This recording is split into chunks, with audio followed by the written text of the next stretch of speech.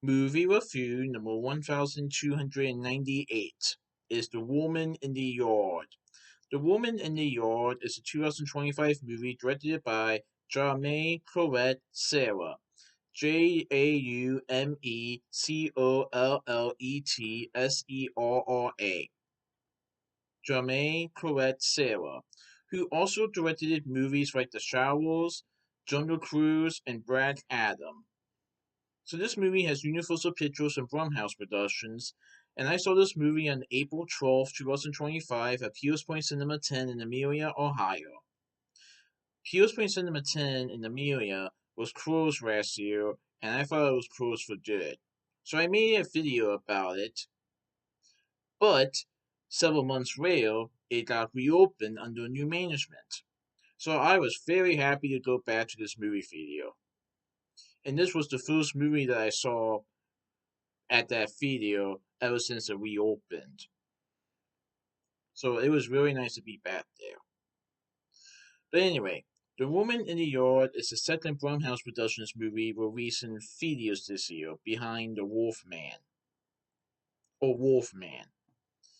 So this is about Ramona, who becomes crippled by grief after her husband dies in a car accident, leaving her to care for her two children alone in her rural farmhouse.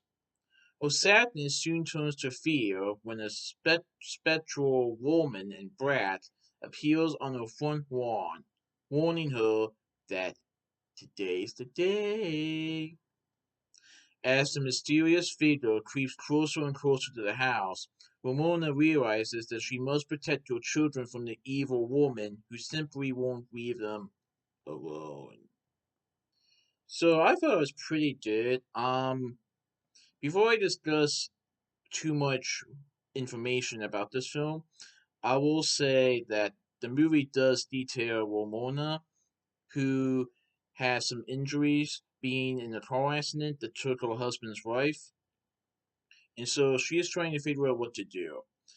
She is with her two children in this farmhouse, and her injuries are preventing her to take care of some things around the house, go out, get groceries, and some other things just go wrong.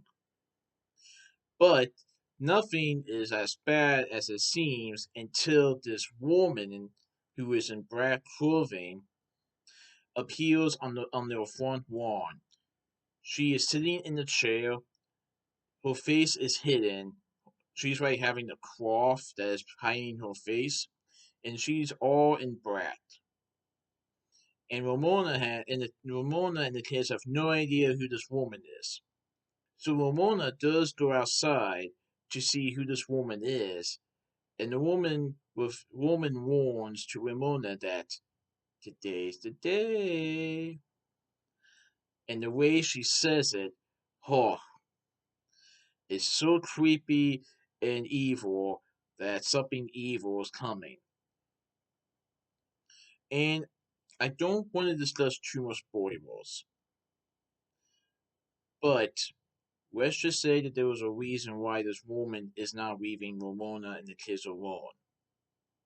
Let's just say that ever since the car accident, Ramona has been dealing with some things that she has dealt with in the past, but ever since the car accident, those issues kind of come back to her, especially when this woman arrives to their property.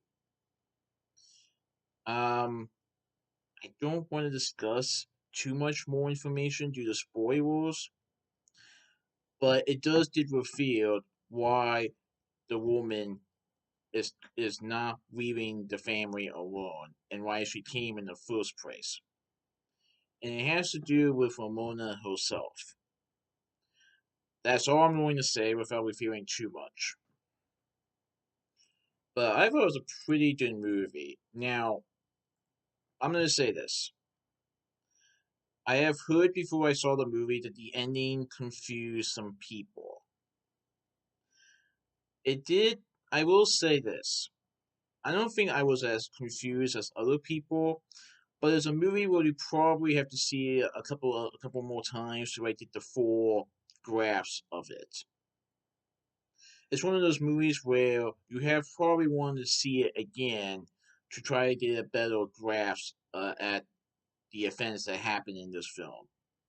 So I will say the ending, while it didn't really confuse me as much as I have heard, just be warned that it might be a little off guardish. That's all I'm going to say.